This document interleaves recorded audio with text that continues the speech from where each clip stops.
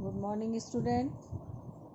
Today we start our fourth chapter and last chapter of PT first syllabus in a revision.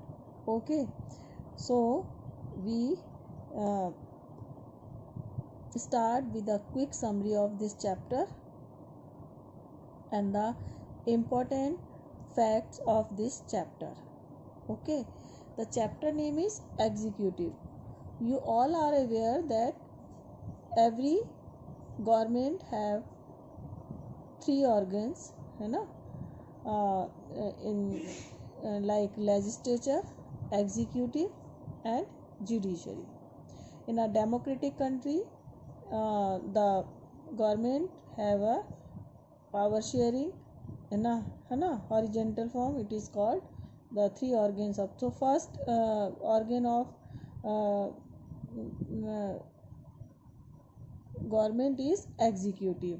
Executive, it means the first है legislature in which we law making procedure is conduct, and the second is executive. It means that it conduct the implementation of laws which was made by the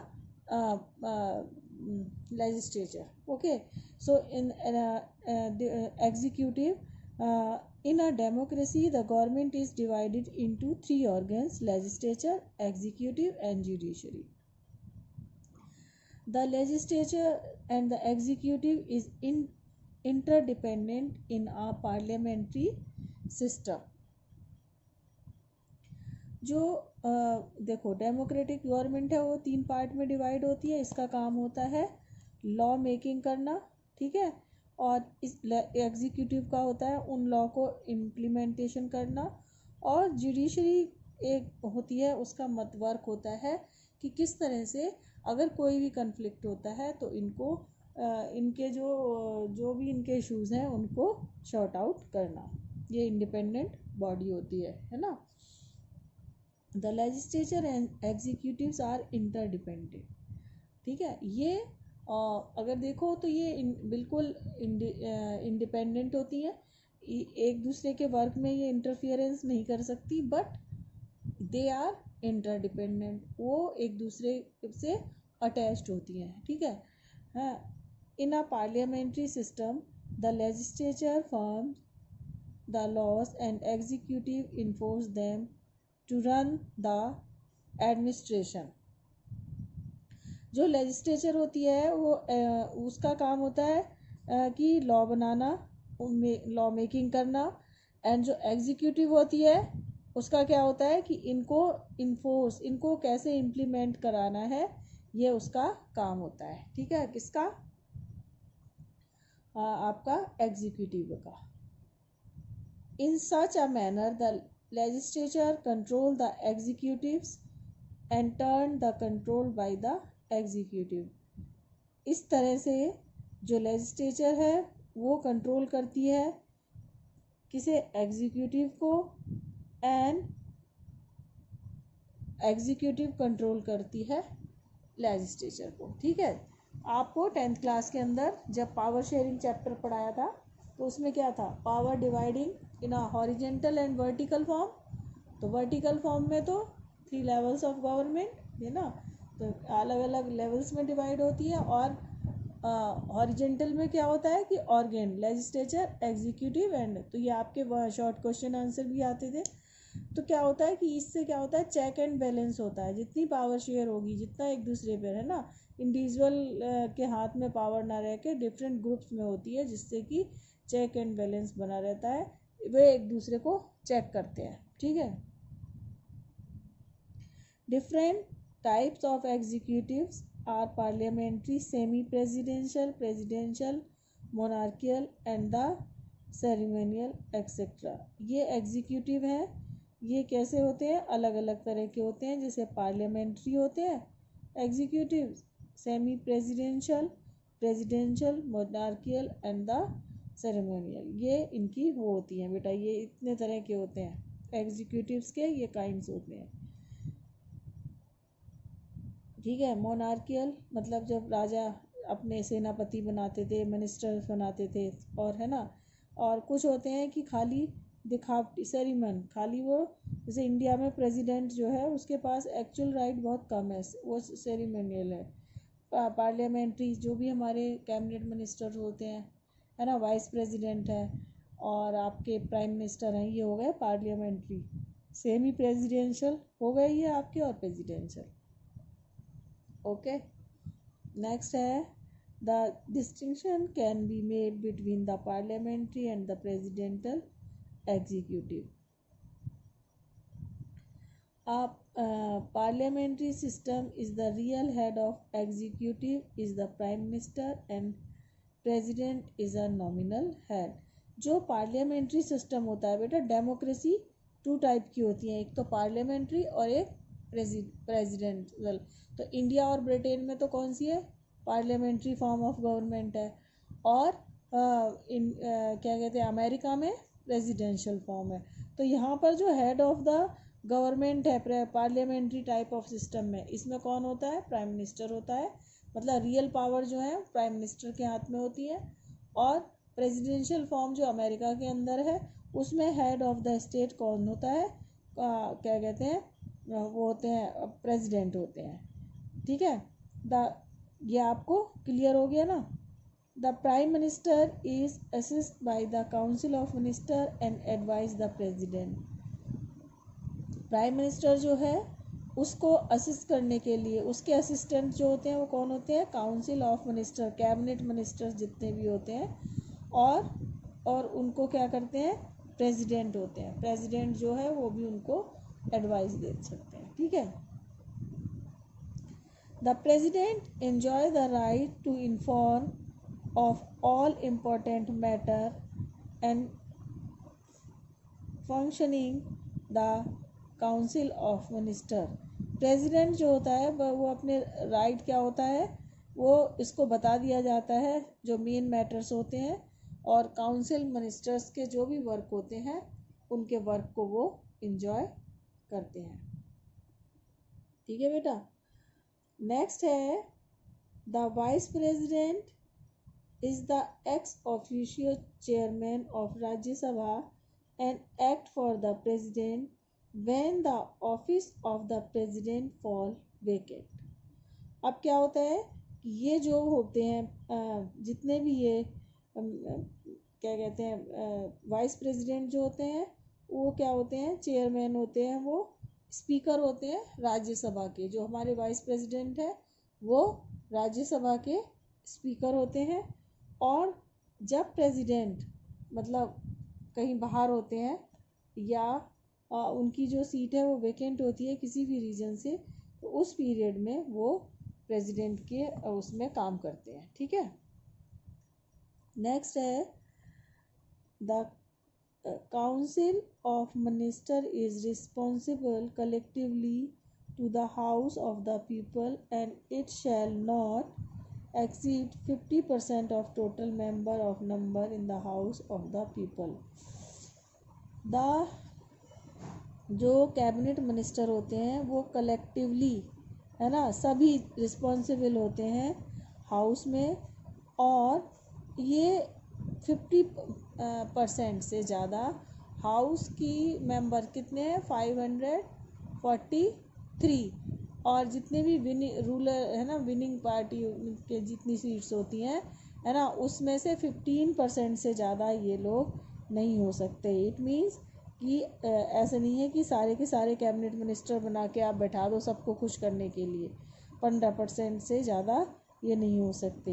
the president appoints the prime minister who is the head of the majority party in Lok Sabha. India में बच्चों president के जो work हैं आपने 9th class के अंदर पढ़े हैं ना, तो जो प्रेसिडेंट के वर्क हैं वो क्या होते हैं, खाली एक तरह से देखा जाए खाने के दांत नहीं है, वो सिर्फ दिखाने के दांत हैं उनके पास। वो जितनी भी उनके पावर है वो खाली सेरेमोनियल पावर है।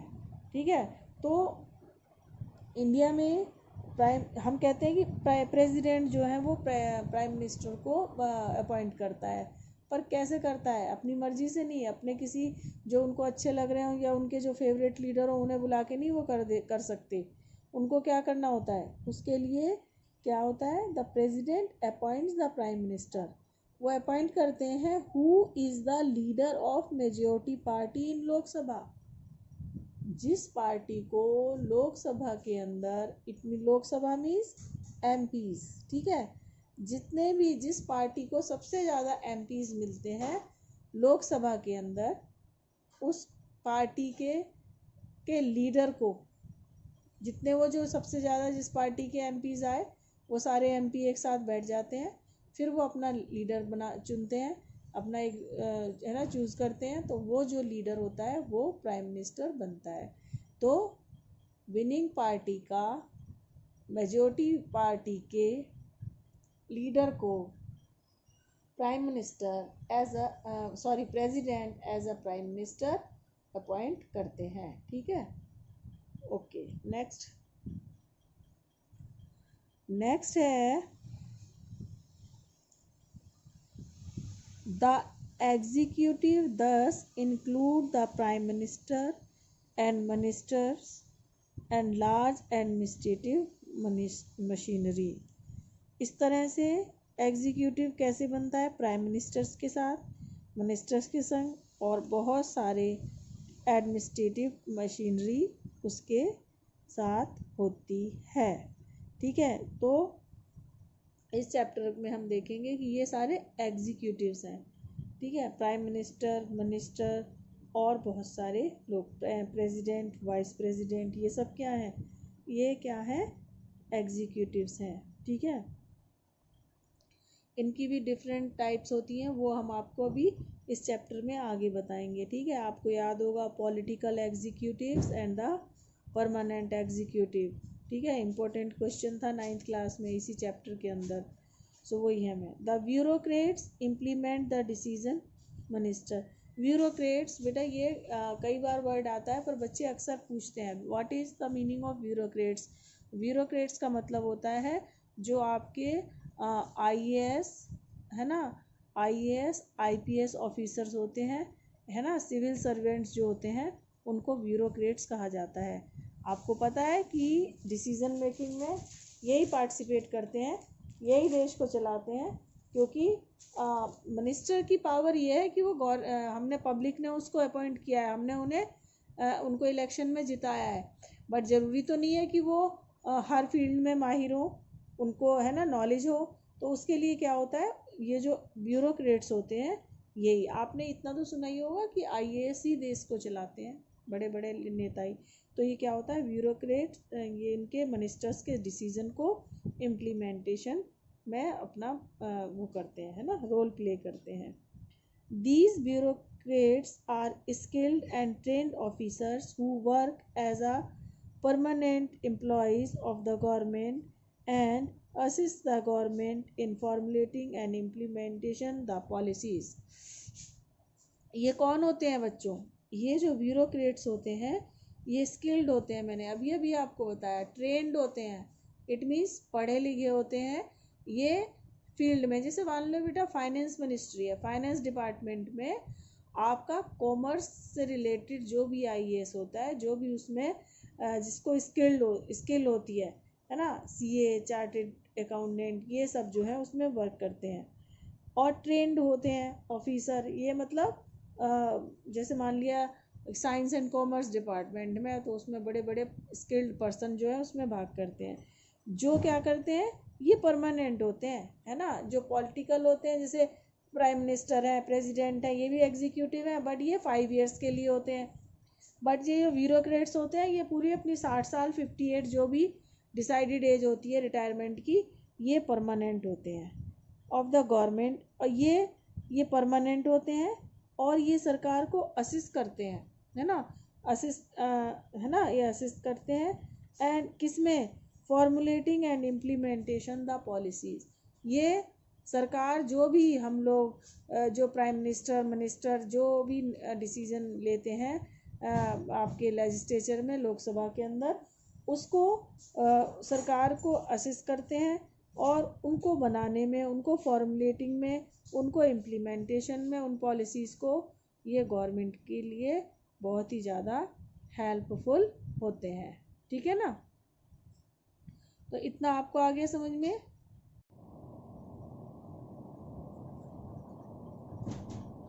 Word important terms of this chapter: electorate, the people who elect representatives using vote, ठीक है। और constituency, an area came under parliament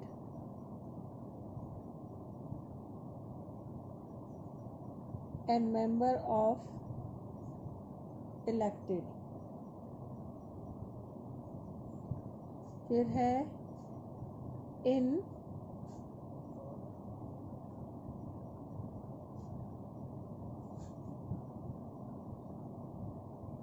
solvent who,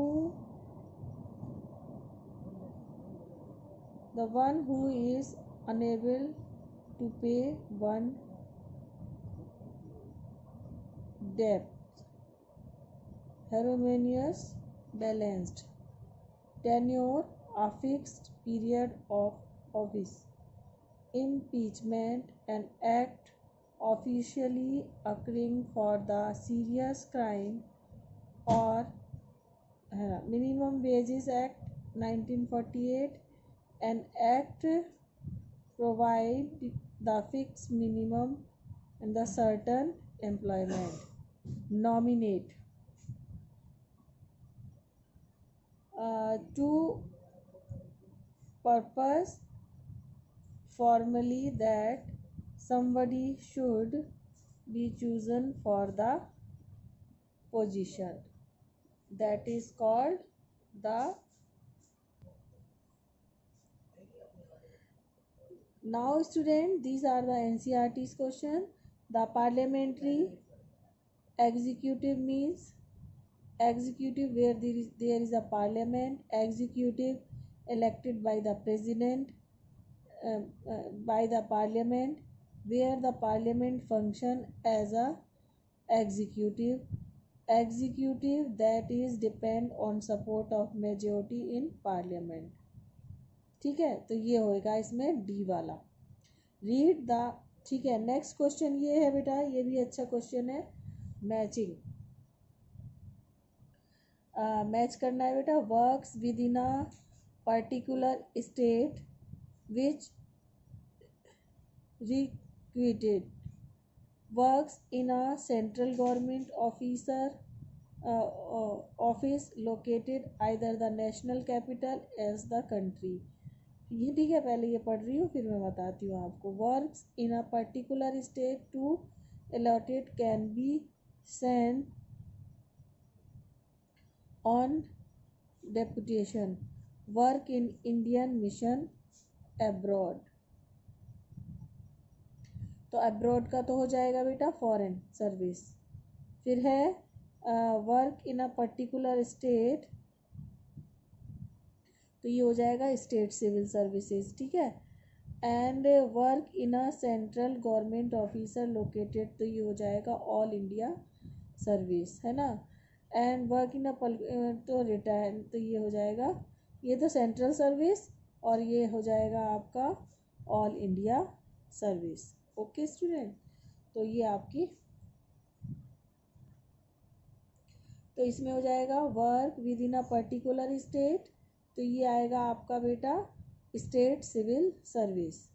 work in any central government officer located either national capital और कहीं भी country में, तो इसमें आएगा आपका ऑल इंडिया सर्विस। एंड फिर आएगा work in a particular state which allotted the centre, तो ये सेंट्रल सर्विस। और फिर है work Indian mission abroad, abroad होते ही फॉरेन हो जाएगा, तो ये फॉरेन सर्विसेज हो जाएगी ये आपकी, ठीक है। तो ये आपको करना है, ये आपके वन वर्ड क्वेश्चन टाइप में आपके आ जाएंगे, ठीक है। तो ये आप लोग, मुझे लग रहा है आप समझ गए होंगे इस चैप्टर को। और इसमें जो है आपका अब जो है मैं इन 4 चैप्टर्स का आपको PDF भेज दूँगी एंड आपका एक मॉक टेस्ट भी होगा बच्चों, और उसके बाद हम आपको आपके पीटी फर्स्ट जो है वो स्टार्ट हो रहे हैं इसी है ना मंथ में, तो उसके लिए आप लोग सीरियसली अपनी पढ़ाई स्टार्ट कर दें। So have a nice day, thank you.